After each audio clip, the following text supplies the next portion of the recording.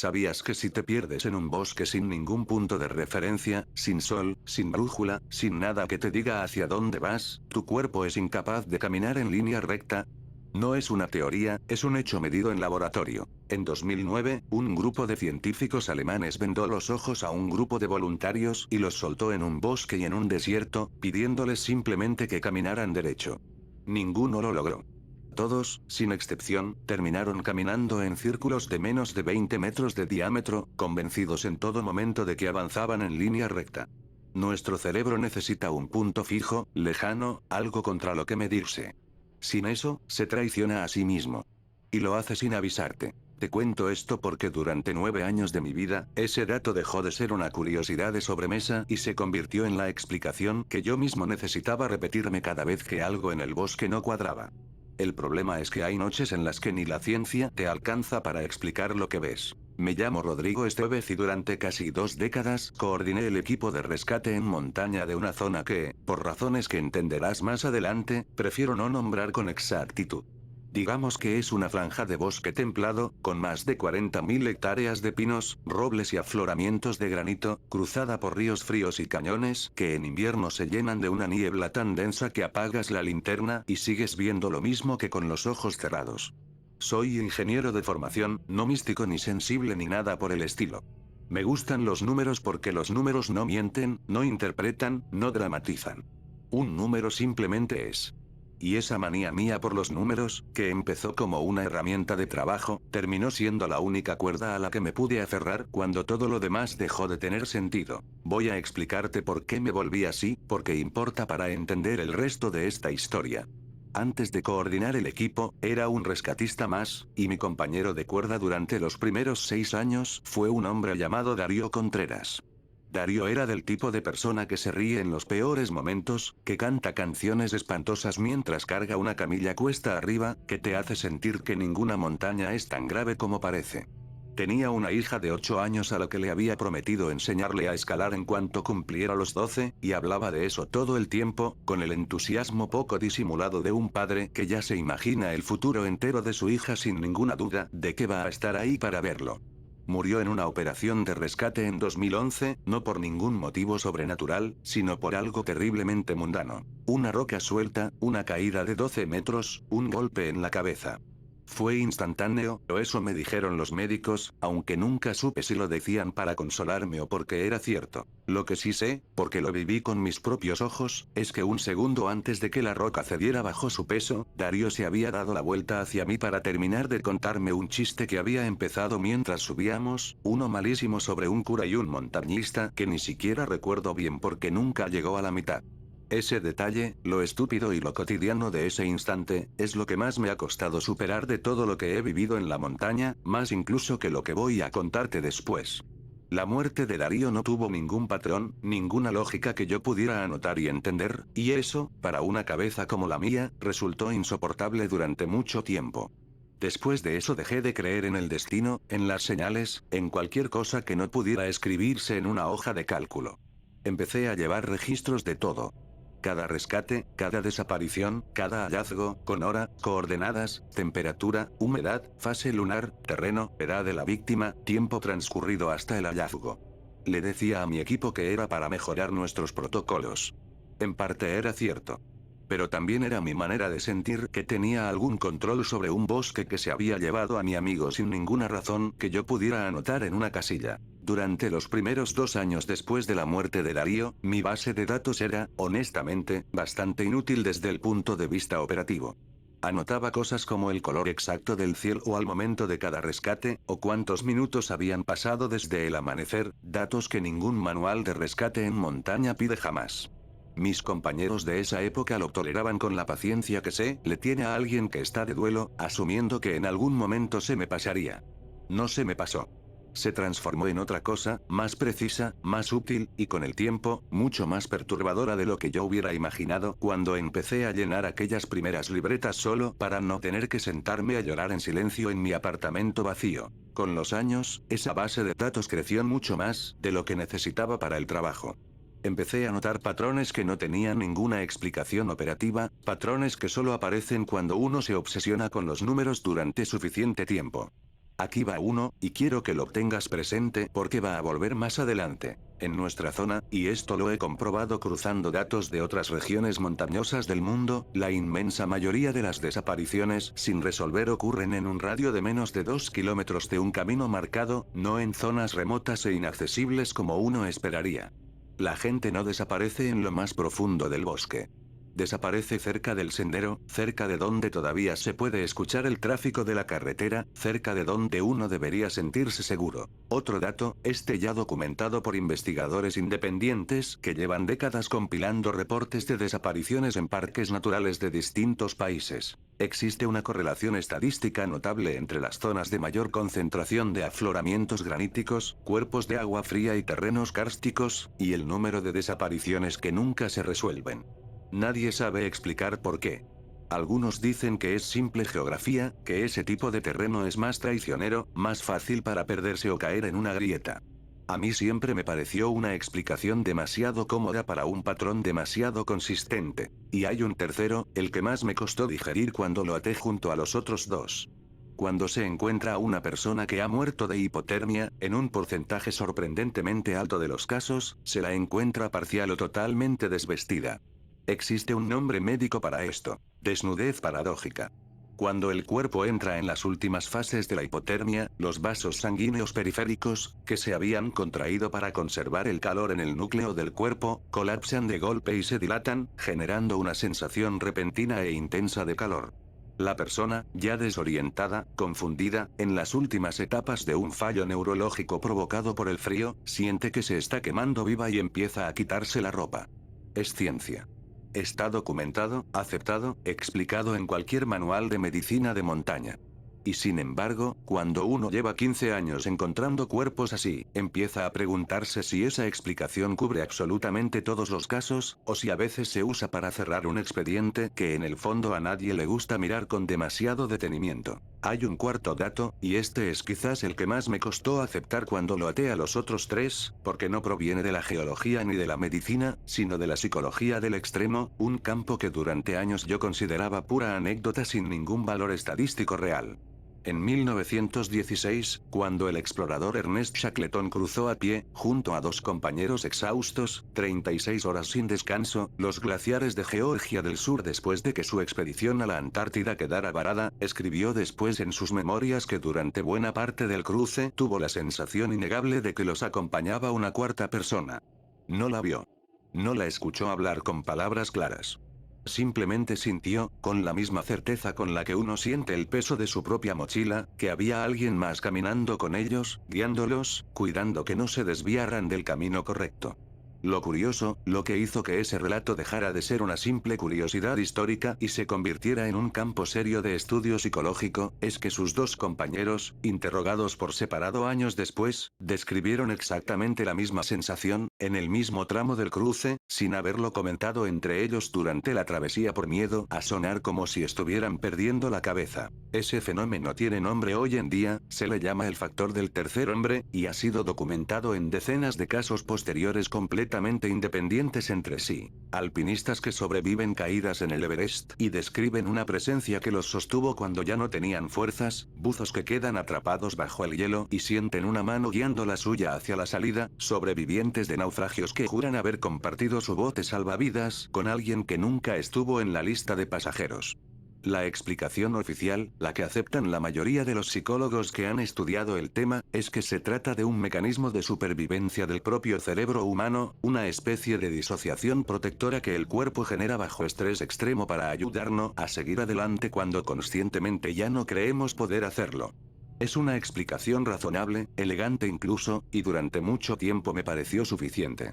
Lo que nunca terminé de encajar, lo que se quedó atravesado en mi cabeza durante años como una astilla que no logro sacarme, es porque ese mismo fenómeno, esa misma sensación descrita palabra por gente que jamás se conoció entre sí, en glaciares, montañas y océanos completamente distintos, aparecía también, con una consistencia que no debería existir si de verdad fuera solo un truco aislado de cada cerebro individual, en los relatos fragmentados de las pocas personas que sobrevivieron a desaparecerse en nuestra reserva y que después lograron recordar algo de lo ocurrido. Con esos 4 datos y muchos más pequeños que fui acumulando, construí, sin proponérmelo del todo, algo que mis compañeros empezaron a llamar en broma el protocolo de Rodrigo. Una serie de reglas no oficiales que aplicábamos en cualquier búsqueda dentro de cierto radio del cañón norte de la reserva.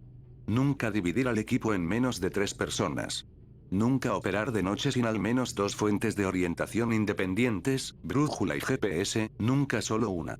Y la regla 22, la última que añadí a la lista, la que le dio nombre a todo el protocolo sin que yo lo planeara así. Si un perro de rastreo pierde el olor de forma abrupta, en línea recta, sin ningún obstáculo físico ni cambio de terreno que lo justifique, se suspende la búsqueda en ese punto exacto hasta la salida del sol.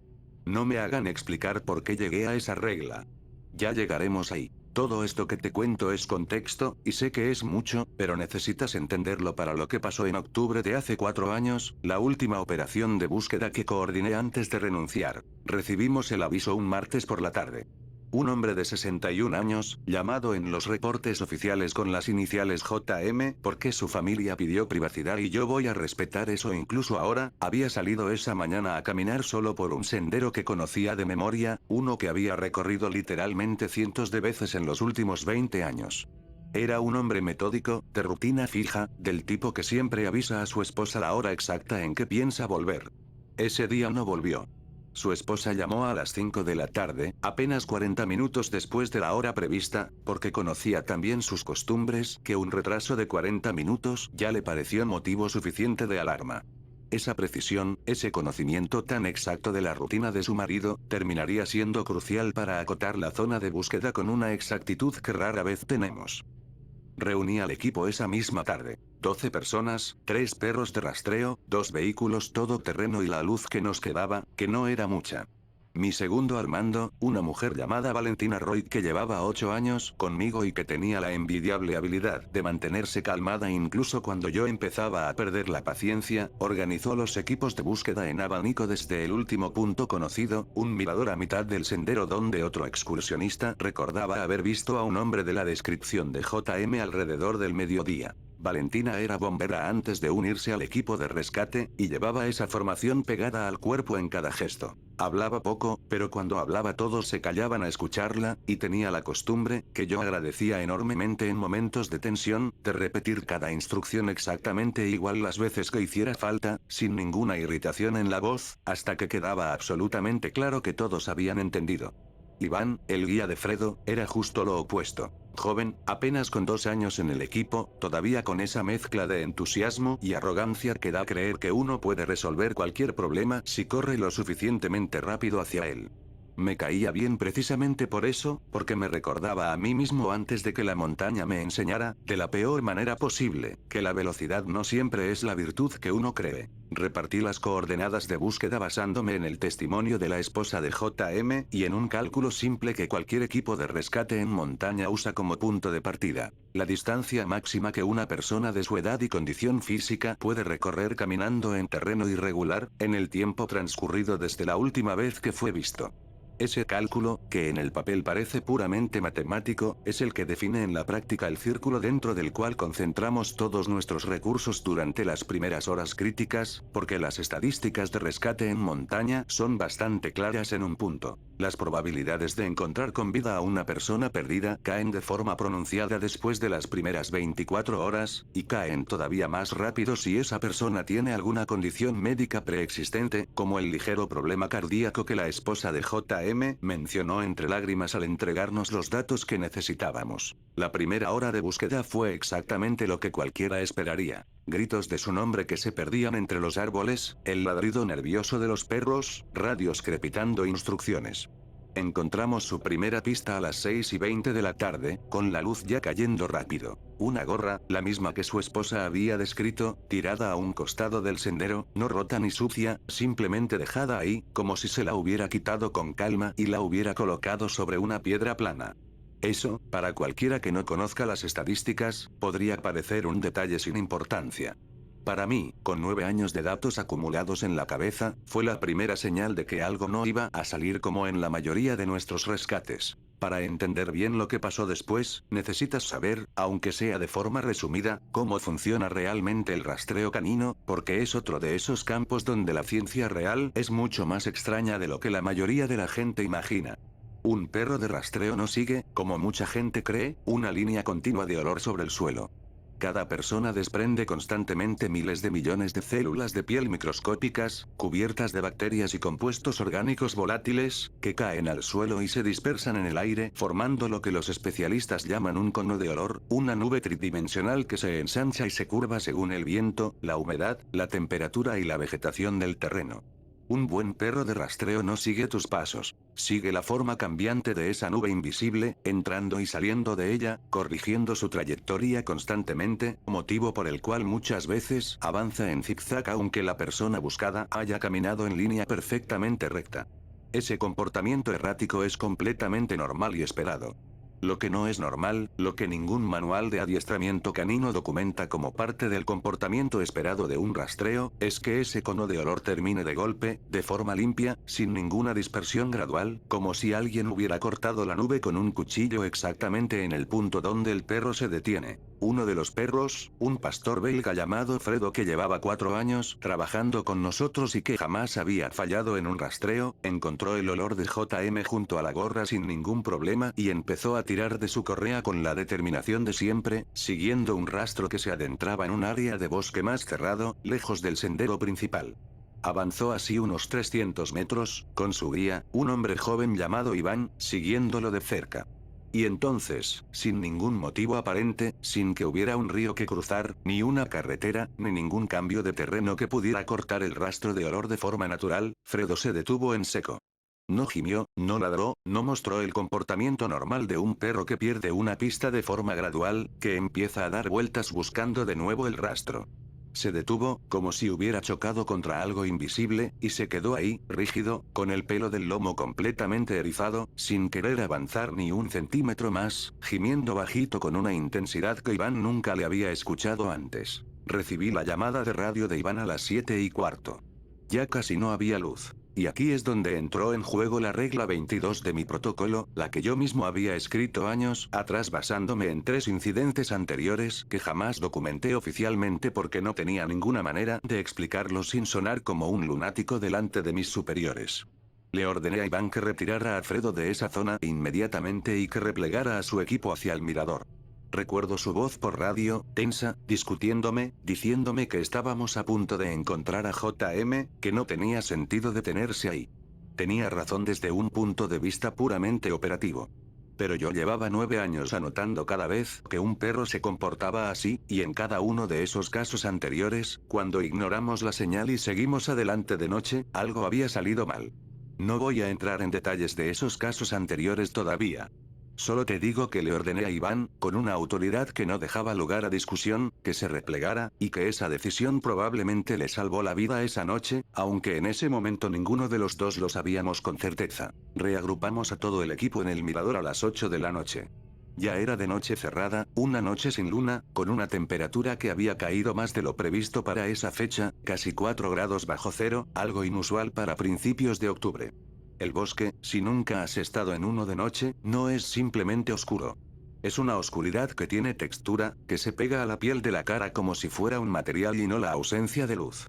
Nuestras linternas, potentes, de las que usamos profesionalmente, apenas lograban abrir un cono de 10 o 15 metros antes de que la negrura se cerrara de nuevo, como si el bosque decidiera cuánto quería mostrarnos y no un centímetro más. Aquí quiero contarte otro dato, porque es fundamental para entender lo que pasó después, y porque también es completamente real, verificable, algo que cualquier persona que trabaje en acústica ambiental te puede confirmar. De noche, cuando el aire cerca del suelo se enfría más rápido que el aire de las capas superiores, se produce un fenómeno llamado inversión térmica, y ese fenómeno hace que el sonido se comporte de manera radicalmente distinta a como se comporta durante el día. En vez de dispersarse hacia arriba y perderse, las ondas sonoras quedan atrapadas cerca del suelo y viajan mucho más lejos de lo normal, además de que su dirección de origen se vuelve extremadamente difícil de identificar para el oído humano. es la razón por la que en una noche fría y despejada puedes escuchar con total claridad una conversación que ocurre a cientos de metros, pero eres incapaz de decir con seguridad de qué dirección viene. Esa noche, esa condición atmosférica estaba dándose con una intensidad que yo, en 9 años trabajando esas montañas, nunca había registrado antes. A las 8:30, mientras dividíamos al equipo en grupos de 3 para reiniciar la búsqueda desde el mirador con un patrón de rejilla más conservador, todos escuchamos, con total claridad, la voz de un hombre llamando desde algún punto del bosque. No eran gritos de auxilio desesperados. Era una voz calmada, casi conversacional, que decía un nombre.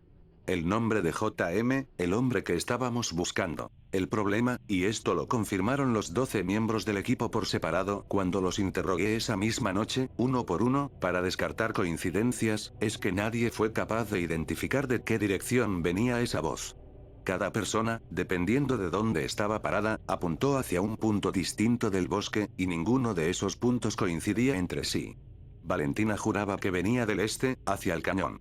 Iván, parado a apenas 15 metros de ella, estaba convencido de que venía del oeste, hacia el arroyo.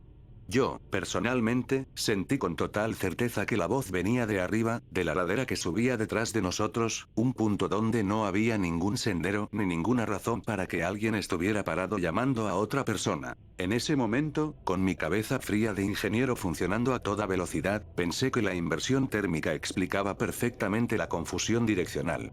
Era exactamente el tipo de fenómeno que produce ese efecto. Lo que no explicaba, y esto no se lo dije a mi equipo esa noche para no generar más pánico del necesario, era por qué la voz sabía el nombre completo de JM, un nombre que nosotros habíamos estado gritando toda la tarde por el bosque, sí, pero siempre acompañado de su apellido, mientras que esa voz calmada, casi cariñosa, solo pronunciaba su primer nombre, de una manera que sonaba extrañamente familiar, como si quien lo dijera lo conociera de toda la vida. Ordené silencio total al equipo. Apagamos las radios excepto la mía. Nos quedamos ahí, 12 personas paradas en un mirador helado, escuchando cómo esa voz repetía el nombre 3 veces más, cada vez desde una dirección aparentemente distinta, hasta que se detuvo tan abruptamente como había empezado. Fue Iván quien rompió el silencio primero, en un susurro que a pesar de todo tenía un temblor de emoción genuina, no de miedo, sino de la vieja convicción de que estábamos cerca de salvar una vida. Es él, tiene que ser él, hay que ir ahora, me dijo, con Fredo apretado contra su pierna, tan inmóvil como una estatua. Le respondí que no, con más firmeza de la que sentía en realidad, y le pedí que se fijara en algo que yo mismo llevaba notando desde hacía un rato. En el borde exacto de nuestro campo de visión, ese margen difuso donde el ojo humano detecta movimiento con mucha más sensibilidad de la que detecta forma o color, algo real y bien documentado por cualquier oftalmólogo, porque la periferia de la retina está diseñada evolutivamente para captar depredadores antes de que el centro de la visión llegue a enfocarlos. Yo llevaba casi 10 minutos percibiendo un movimiento constante, leve, que desaparecía por completo en cuanto giraba la cabeza para mirarlo de frente. Le pregunté a Valentina si ella también lo notaba. Asintió, sin decirle una palabra, con los ojos fijos en un punto de la ladera que ninguno de los dos nos atrevíamos a señalar directamente con la linterna, como si nombrar en voz alta la dirección exacta fuera a confirmar, de manera irreversible, que aquello que se movía en el borde de nuestra visión sabía perfectamente que lo estábamos mirando. Fue Valentina quien notó algo que a mí se me había escapado en la tensión del momento. Los perros, los 3, no habían ladrado ni una sola vez durante todo ese episodio. Un perro de rastreo entrenado ladra ante prácticamente cualquier sonido humano inusual en el bosque, es parte de su entrenamiento. Los 3, esa noche, se habían quedado completamente callados, pegados a las piernas de sus guías, con las orejas hacia atrás en la postura clásica de sumisión y miedo que cualquiera que haya tenido un perro reconoce al instante.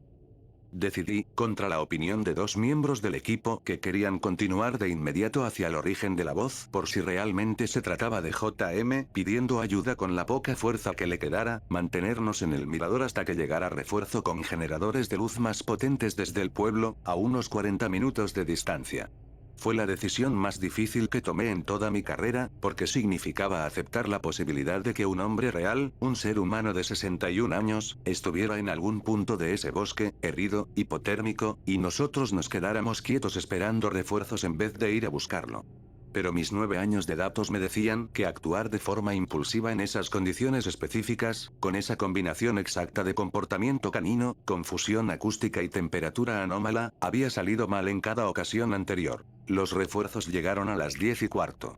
Con generadores y focos de mayor potencia, reiniciamos la búsqueda formalmente a las 10:30, ahora con casi 30 personas repartidas en un patrón de rejilla sistemático desde el mirador, cubriendo metro a metro un área que previamente habíamos recorrido de forma más dispersa. A las 11:52 de la noche, un equipo liderado por Valentina encontró a JM. Voy a describir exactamente lo que encontramos, porque cada detalle importa y porque durante mucho tiempo intenté convencerme de que la ciencia explicaba todo lo que vi esa noche. Estaba a menos de 400 metros del punto donde Fredo se había negado a seguir avanzando horas antes, en un pequeño claro entre rocas de granito, sentado con la espalda apoyada contra una piedra, en una postura extrañamente ordenada, casi ceremonial, como si se hubiera acomodado ahí con toda la intención del mundo y no hubiera colapsado por accidente. Estaba con vida, algo que en ese momento nos pareció casi un milagro dadas las circunstancias, pero completamente desorientado, incapaz de reconocer a Valentina ni de responder preguntas coherentes, en un cuadro clínico de hipotermia severa que el médico de nuestro equipo confirmó de inmediato. Y estaba completamente desnudo. Su ropa, toda, doblada con un cuidado meticuloso en una pequeña pila junto a él, ordenada por prendas, la camisa encima del pantalón, los calcetines metidos dentro de los zapatos, colocados en línea perfectamente recta apuntando hacia el este.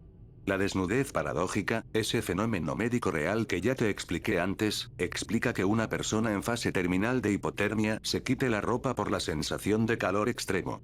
Lo que ningún manual de medicina de montaña ha explicado nunca, en ninguno de los cientos de casos documentados que existen en la literatura científica, es por qué esa ropa aparecería doblada con semejante precisión geométrica en vez de simplemente arrancada y tirada al suelo, que es exactamente lo que ocurre en cada uno de los otros casos de desnudez paradójica que yo mismo había documentado en mi base de datos a lo largo de los años. El médico de nuestro equipo, una mujer con más de una década de experiencia en medicina de montaña, tardó apenas segundos en confirmar que su temperatura corporal central rondaba los 26 grados, muy por debajo del umbral de 32 grados, que suele marcar el punto sin retorno en casos de hipotermia severa, lo que hacía su supervivencia, en el momento, todavía más inexplicable desde un punto de vista puramente clínico. Lo envolvimos en mantas térmicas, evitando con extremo cuidado cualquier movimiento brusco, porque otro dato real y poco conocido fuera de los círculos médicos es que mover con demasiada rapidez a una persona en hipotermia severa puede provocar lo que se llama colapso por rescate, un fenómeno en el que la sangre fría acumulada en las extremidades regresa de golpe al corazón al reactivarse la circulación, desencadenando una arritmia fatal en cuestión de minutos. Lo trasladamos en camilla, en silencio casi total, con Valentina sosteniéndole la cabeza durante todo el descenso, mientras yo caminaba unos pasos por delante, iluminando el sendero, sin poder quitarme de encima la sensación, absurda para cualquiera que no hubiera vivido lo que yo había vivido 4 años antes, de que algo nos observaba retirarnos del claro con la misma paciencia con la que un cazador observa cómo otros se llevan una presa que, por alguna razón, ha decidido dejar ir. JM sobrevivió.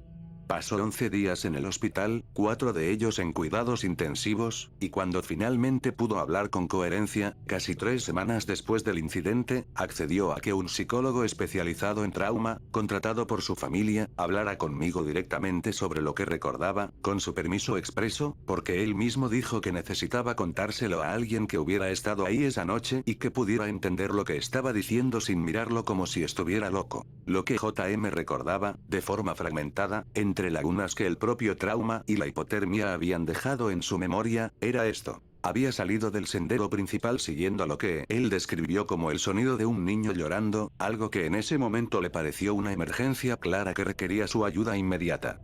Cuanto más se adentraba en el bosque siguiendo ese llanto, más se convencía de que estaba cerca, de que apenas un poco más adelante encontraría al niño perdido. El llanto, según sus palabras exactas, nunca se acercaba ni se alejaba del todo, como si alguien lo estuviera sosteniendo a la misma distancia de mí sin importar cuánto caminara. Recordaba haber empezado a sentir un calor insoportable, haberse quitado la chaqueta, luego la camisa, convencido de que estaba sudando por el esfuerzo de la caminata a pesar del frío evidente. y recordaba, con una claridad que lo hacía temblar cada vez que lo repetía, haber sentido, en algún momento que no sabía precisar, que alguien lo estaba ayudando a doblar su propia ropa. No vio a nadie. No escuchó pasos ni respiración. Simplemente sintió, con la misma certeza física con la que uno siente que alguien le sostiene la mano, unas manos ajenas ayudando a las suyas a doblar cada prenda con precisión, colocándolas en su lugar exacto, mientras él, dócil, obediente, seguía las indicaciones de ese contacto sin cuestionar nada, como un niño al que están vistiendo, o desvistiendo, para dormir. No recordaba nada más hasta que despertó en el hospital. Esa historia, que JM me contó con la voz quebrada un mes después de que lo encontráramos, fue la que finalmente me hizo entender por completo por qué había escrito la regla 22 años atrás, y por qué necesito contarte ahora el incidente original que me llevó a escribirla, porque es la parte de esta historia que nunca documenté en ningún reporte oficial y que solo le he contado a 2 personas en toda mi vida. 4 años antes de lo de JM, en mi tercer año como coordinador, tuvimos una búsqueda muy similar en la misma zona del Cañón Norte, con un patrón casi idéntico. Un excursionista experimentado, un perro que se detenía en seco sin razón aparente, una noche de temperatura anormalmente baja para la fecha.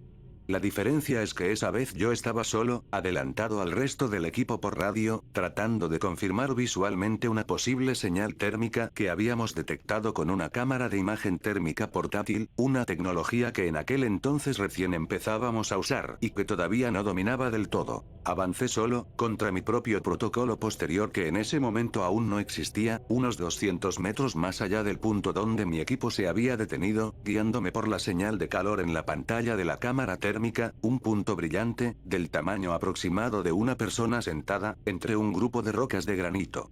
Recuerdo perfectamente la temperatura marcada en mi equipo esa noche. -6 grados centígrados, un dato anormal que anoté sin pensar demasiado en ello hasta mucho después. Cuando llegué al punto exacto donde la cámara térmica marcaba esa silueta de calor humano, no había absolutamente nada. Ninguna persona, ningún animal, ninguna fuente de calor visible a simple vista. Pero la cámara, en su pantalla, seguía mostrando esa silueta, ahora justo frente a mí, a una distancia que la propia cámara calculaba en menos de 2 metros, con una temperatura corporal que el aparato registraba como 37 grados exactos, la temperatura normal de un cuerpo humano vivo, en un punto del espacio donde mis propios ojos, sin ningún filtro, sin ninguna pantalla de por medio, no veían absolutamente nada más que aire frío y oscuridad. Voy a ser exacto en lo que digo a continuación, porque he tenido 4 años para pensar en las palabras correctas, y quiero que entiendas que no estoy dramatizando ni exagerando ni un ápice.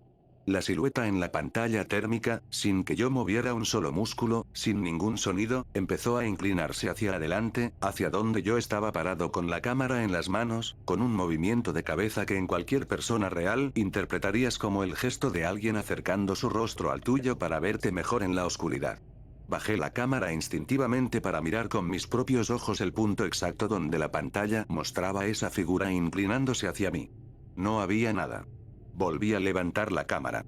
La figura seguía ahí, ahora aún más cerca, con la cabeza inclinada en un ángulo que ningún cuello humano puede sostener sin dolor, y por primera vez en toda mi carrera sentí, no un miedo abstracto, sino algo mucho más físico y primitivo. La certeza absoluta, instintiva, de que algo con una temperatura corporal de 37 grados estaba parado a menos de 2 metros de mi cara, respirando probablemente el mismo aire que yo respiraba, y que ese algo, por la razón que fuera, no podía ser captado por mis ojos, aunque sí por un sensor infrarrojo diseñado exclusivamente para detectar calor corporal. Retrocedí sin bajar la cámara, con el corazón latiendo tan fuerte que podía sentirlo en los oídos, y en ese retroceso mi pie se enganchó en una raíz y caí de espaldas contra el suelo helado. El golpe me sacó el aire de los pulmones por completo, y en esos segundos en los que quedé tendido, sin poder respirar, con la cámara todavía apretada contra el pecho, escuché, a centímetros de mi oído derecho, una respiración. Lenta, profunda, con un ritmo que no correspondía a ningún animal que yo conociera de esa zona, demasiado regular, demasiado controlada, como la respiración deliberada de alguien que respira así a propósito, para que lo escuches, no porque lo necesite. No vi nada. Nunca vi nada con mis propios ojos esa noche, y esa es quizás la parte que más me ha perseguido durante estos años. La posibilidad, que nunca he podido descartar del todo, de que aquello que estuvo tan cerca de mi cara en la oscuridad no necesitaba ser visto para estar ahí, y que la única razón por la que logré percibirlo, aunque fuera a través de una pantalla, fue por pura casualidad tecnológica, porque llevaba encima un aparato capaz de detectar algo que mis propios sentidos, entrenados durante toda una vida, eran completamente incapaces de registrar. Cuando finalmente logré ponerme de pie y correr, sin ninguna dignidad profesional, de vuelta hacia donde estaba mi equipo, la cámara térmica ya no mostraba ninguna silueta. Solo el frío uniforme del bosque, roca y árboles a una temperatura constante de -6 grados. Esa noche encontramos al excursionista que buscábamos, con vida, a unos 800 metros de donde yo había tenido mi propio incidente, en un estado de hipotermia severa pero sin ninguna señal de desnudez paradójica ni ropa doblada. Fue, comparativamente, un rescate afortunado y sin complicaciones adicionales. Nunca le conté a nadie del equipo lo que me había pasado a mí esa noche, en parte por vergüenza profesional, en parte porque no tenía ninguna manera de demostrarlo. Cuando revisé la grabación de la cámara térmica al día siguiente, esperando encontrar al menos el registro de esa silueta acercándose a mí, el archivo correspondiente a esos minutos exactos estaba completamente en blanco, sin ningún dato, como si el sensor simplemente hubiera dejado de grabar durante ese lapso preciso, algo que el fabricante del equipo, cuando los contacté semanas después con una excusa vaga sobre un mal funcionamiento, me confirmó que era técnicamente imposible dado el modelo y la batería que llevaba instalada esa noche. Fue después de ese incidente que empecé a compilar de forma más sistemática y obsesiva todos los datos que ya tenía, y que escribí la regla 22, la del perro que se detiene sin explicación, porque entendí, con una certeza que nunca he podido justificar del todo racionalmente, que ese comportamiento canino era la única alarma temprana confiable que teníamos disponible ante algo que nuestros propios sentidos, nuestra propia tecnología incluso, no lograban captar de forma consistente. Volviendo a la noche de JM, ya te conté que sobrevivió, que pasó semanas en el hospital, que finalmente pudo contarme su versión fragmentada de lo ocurrido. Lo que no te he contado todavía es lo que pasó conmigo, personalmente, 2 semanas después de esa operación, cuando decidí, en contra de todo sentido común, volver solo al mismo punto donde lo habíamos encontrado, de día, con luz de sol completa, únicamente para intentar entender racionalmente el terreno, medir distancias, comprobar si existía alguna explicación geológica o acústica que yo hubiera pasado por alto. El claro entre las rocas de granito, visto de día, era un lugar perfectamente ordinario. Piedras cubiertas de líquen, algo de musgo por la humedad, un par de árboles jóvenes creciendo entre las grietas del granito. Medí la distancia exacta desde el punto donde Fredo se había detenido hasta el punto donde encontramos a JM. 387 metros, una cifra que anoté en mi libreta junto con la temperatura de ese día, la hora, la humedad, por pura costumbre profesional aunque ya no hubiera ninguna búsqueda activa que justificara esos registros. Fue mientras guardaba mi libreta que noté algo en la superficie de una de las rocas más grandes del claro, una piedra plana de granito de unos 2 metros de ancho contra la que JM había estado apoyado cuando lo encontramos. Grabado en la superficie de la roca, con un trazo que parecía hecho con una herramienta muy fina, casi quirúrgica, tan preciso que al principio pensé que era una veta natural del propio granito, había una serie de líneas que, mirándolas con detenimiento, formaban un patrón que reconocí de inmediato porque llevaba años dibujándolo yo mismo en mis reportes de búsqueda. Era, con una exactitud que todavía hoy me cuesta aceptar, el mapa topográfico simplificado de esa misma sección del bosque, con marcas específicas en los puntos exactos donde, según mi propia base de datos personal, se habían producido las desapariciones y hallazgos más extraños de los últimos 9 años. Puntos que yo jamás había compartido con nadie fuera de mi equipo más cercano, coordenadas que existían únicamente en un archivo digital protegido con contraseña en mi computadora personal. No soy un hombre que crea en fantasmas, ni en maldiciones ni en ningún tipo de entidad sobrenatural clásica. Lo que creo, después de todos estos años, es en algo mucho más incómodo de aceptar, la posibilidad de que exista, en ciertas zonas específicas de ciertos bosques del mundo, algo capaz de percibir patrones, de aprender de ellos, de usar el propio conocimiento estadístico y científico que los seres humanos generamos sobre nuestro comportamiento en la naturaleza en nuestra contra, con una paciencia y una precisión que no corresponde a ningún depredador conocido por la biología. Algo que sabe que caminamos en círculos cuando nos perdemos, y que usa eso. Algo que sabe que el sonido se comporta de forma engañosa en noches de inversión térmica, y que usa eso. Algo que conoce, mejor que cualquier médico de montaña, el mecanismo exacto de la desnudez paradójica, y que decide, por razones que no puedo ni quiero imaginar, ordenar la ropa de sus víctimas con una precisión que ningún cerebro humano en fase terminal de hipotermia podría ejecutar por sí mismo. Renuncié a mi puesto como coordinador 6 meses después de encontrar ese grabado en la roca. Le di a mis superiores una excusa relacionada con mi salud, parcialmente cierta, porque el insomnio que desarrollé después de esa tarde en el claro terminó afectando de verdad mi presión arterial y mi capacidad de concentración. Sigo viviendo cerca de esa misma reserva, en parte porque no tengo ningún otro lugar al que quiera mudarme después de tantos años, y en parte, tengo que admitirlo, porque una parte de mí, la misma parte obsesiva que empezó a llevar registros después de perder a Darío, sigue necesitando entender qué es exactamente lo que compilé durante 9 años sin saberlo del todo. Todavía hago senderismo, aunque ya no en calidad de rescatista. Sigo mis propias reglas al pie de la letra, todas las que están numeradas en mi protocolo, especialmente la 22. Y sigo llevando, aunque ya nadie me lo pida, una pequeña libreta donde anoto cada dato extraño que veo o que me cuentan otros excursionistas del área, no porque piense que algún día voy a resolver este misterio con suficientes números, sino porque dejar de anotar sería aceptar que ya no tengo ningún control sobre lo que pasó, y esa idea, después de todo lo que he visto, me asusta mucho más que cualquier figura sin rostro que respire cerca de mi oído en la oscuridad. La última entrada de esa libreta, fechada hace apenas 3 semanas, dice lo siguiente. Un excursionista reportó, sin darle mucha importancia, haber visto entre los árboles del cañón norte, durante apenas un segundo, iluminado por su propia linterna frontal, lo que describió como una persona muy alta parada perfectamente quieta, mirando hacia donde yo estaba, con las manos juntas al frente, como esperando pacientemente su turno para algo. Le pregunté, con la calma que dan casi 20 años de práctica en no demostrar demasiado interés en preguntas que en realidad me importan muchísimo, si por casualidad recordaba la hora exacta. Me dijo que sí, con total seguridad, porque acababa de revisar su reloj para calcular cuánto le faltaba para llegar al mirador.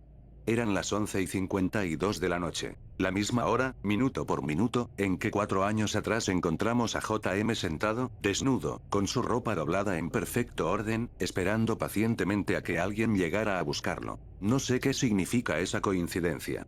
Llevo 3 semanas sin poder anotar nada más en esa página, no porque no tenga más datos, sino porque cada vez que abro la libreta para escribir, una parte de mí, la parte que ya no es puramente ingeniero, que ya dejó de creer que todo puede reducirse a una casilla en una hoja de cálculo, se pregunta si seguir compilando esta información es, en el fondo, exactamente lo que aquello que vive entre esas rocas de granito ha estado esperando de mí todo este tiempo. Que alguien, con suficiente paciencia y suficiente fe en los números, termine de escribir el mapa completo por él. Pienso mucho, últimamente, en Shackleton y en sus 2 compañeros cruzando aquel glaciar sin saber que los 3 estaban sintiendo exactamente la misma presencia caminando a su lado, sin decírselo entre ellos por miedo a que el otro pensara que estaba perdiendo la cabeza. Pienso en JM, sintiendo unas manos ajenas ayudando a las suyas a doblar su propia ropa con un cuidado que su cuerpo, en fase terminal de hipotermia, jamás habría podido ejecutar por sí mismo. Y pienso, sobre todo, en aquella noche en que yo mismo, tendido en el suelo helado con el aire fuera de mis pulmones, sentí una respiración deliberada y pausada a centímetros de mi oído, una respiración que parecía querer que la escuchara, no que la necesitara. Durante años clasifiqué esos 3 episodios como fenómenos completamente distintos, cada uno con su propia explicación razonable. Disociación protectora del cerebro bajo estrés extremo en el caso de Shackleton, confusión neurológica avanzada en el caso de JM, pánico y adrenalina en mi propio caso. Ya no estoy tan seguro de que sean fenómenos distintos. Cada vez me parece más probable que sea el mismo fenómeno, descrito con las palabras limitadas que cada uno de nosotros tenía a mano, y que la ciencia, con toda su honestidad y todo su rigor, simplemente todavía no ha encontrado la manera correcta de preguntar qué es exactamente lo que se siente tan cerca en esos momentos, ni por qué, en algunos lugares del mundo mucho más que en otros, esa presencia decide hacerse sentir. No tengo una conclusión ordenada para todo esto, y sé que eso resulta insatisfactorio para alguien que durante casi 20 años se dedicó precisamente a ordenar la realidad en columnas y filas. Lo único que puedo ofrecerte, si alguna vez decides caminar solo por un bosque grande, viejo, con afloramientos de granito y ríos fríos, es lo mismo que me digo a mí mismo cada vez que salgo. Presta atención a los perros, aunque no lleves ninguno contigo, aprende a reconocer cuando tu propio cuerpo, sin ninguna razón aparente, decide que ya no quiere seguir caminando hacia adelante. Esa sensación, la que la mayoría de la gente ignora o achaca al cansancio o a los nervios, es probablemente el dato más valioso que vas a recibir jamás, y no viene de ningún sensor, de ninguna base de datos, de ninguna cámara térmica. Viene de una parte de nosotros mismos mucho más vieja que cualquier ingeniería, una parte que todavía recuerda, aunque llevemos generaciones enteras intentando olvidarlo, que no siempre somos los únicos que caminan en el bosque escuchando con atención cada uno de nuestros pasos. Hace unos días, revisando viejas carpetas en mi computadora por simple insomnio, encontré la primera hoja de cálculo que armé después de la muerte de Darío, la que empezó con columnas absurdas como el color del cielo o los minutos desde el amanecer. Me quedé mirando esa hoja durante casi una hora, pensando en lo ingenuo que era ese hombre de 30 y tantos años que todavía creía que anotar suficientes números podía devolverle algo de control sobre un bosque que ya le había arrebatado a su mejor amigo sin ninguna explicación. No borré el archivo. Le agregué, al final de todo, una última fila, con la fecha de hoy, y en la casilla de observaciones escribí solamente esto. Sigo aquí, sigo mirando, y por primera vez en mucho tiempo, no estoy del todo seguro de que eso sea una victoria.